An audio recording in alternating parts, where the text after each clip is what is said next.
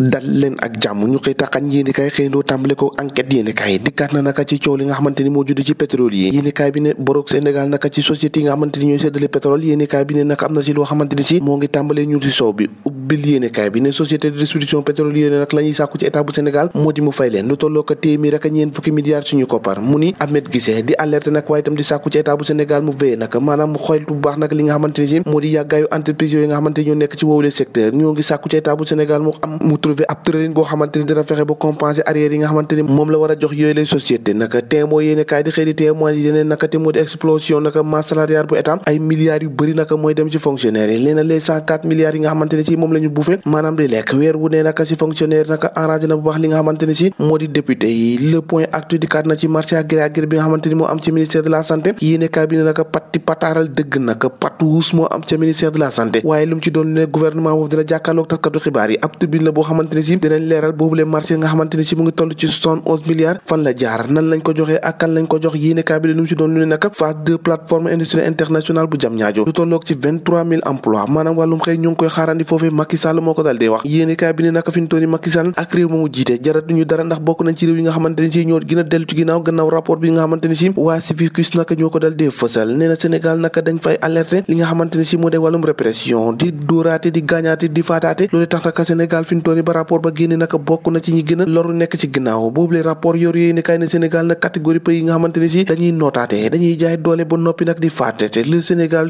dangereusement yéene kaay bi di leen fa ci la xeyaat neen rapport boobu moom la mu wan Sénégal doxul dara ndax doon na Sénégal boo xamante ni daanaka booy xool wàllum fitna noggatuwaate ka dóoraate naka ak xastaate naka moo gën a ëpp nag ci nguur googu Ousmane Dagana mooy vice président banque mondiale naka bu Afrique de l'Ouest naka yéene kaay bi lii quotidien xëy na fasal ay kàddoom nee na juróomi dëgg yoo xamante ni war nañoo tax rek ñu rafet du BRT bu Dakar ndax qualité de service lu tolloo ko 320 000 passagers yoo xamante ne si bés bu yàlla sàkk dina ko jëlee si banlieue bi yóbbu ko ci diwaanu Ndakaaru ñu ne déetawaay wàllum pollution moom dina ko xeex bu baax a baax ndax dina wàññeeku lu tolloo ko 1 million ak genn wàll ci tonne yoo xamante ne si mu ngi nekk gaz à effet de serre sur 30 ans yéeni kaay bi ne 170 emplois yoo xamante ne dina ko créé 260 voitures yoo xamante ne au moins dinañu dal dee daw solution la dëgg naka ngir fexe rek ba desservir banlieue bu Ndakaaru l'observateur yéeni kaay ka mu xëy dalal naka moo di Thierno Alassane Sall yéeni kaay bi ne tas de vérité yoo xamante ni jox na koo fësal ay dëggantaan dëgg nag mooy xaalis bi nga xamante ne si moom moo dal dee nëpp nag te ñu koy dugal ci wàllum politique bi loolee nag ak Thierno Alassane Sall nee na fi ñu toll li muy yàq rek moo di seen valeur yoo xamante ne si dañ ko war a delloo si lu mu ci doon lu ne rek ka ñu war a delloo si moo di Karim Wade fi ñu toll ni nag en roue libre la ne Diomaye Faye nag mu ngi ci diggante juróom-ñaari saa ji ëllëgam dañ nag leeragul nag moom Bassirou Diomaye Faye moom mi nga xamante ni si moom la waa ex-Pastef tànn comme candidat baptême des édifices au nom de l'histoire Macky Sall nag delloo nañ jukkal nag grande figure yi nga xamante ni si ñoo fi nekkoon bokk na ci Léopold Sédar Senghor ak Abdoulaye Wade gannaaw bañ leen tuddee ay xàll foofee ca diwaanu Diamniadio Walf Fadjri yéene kaay naka xëy samp ab laaj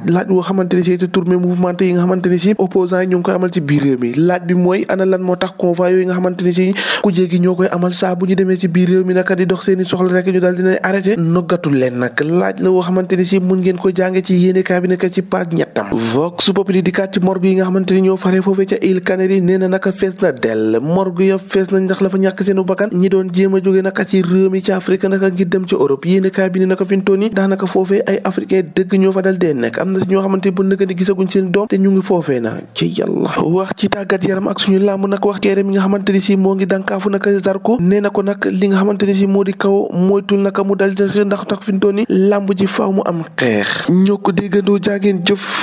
ba ëllëg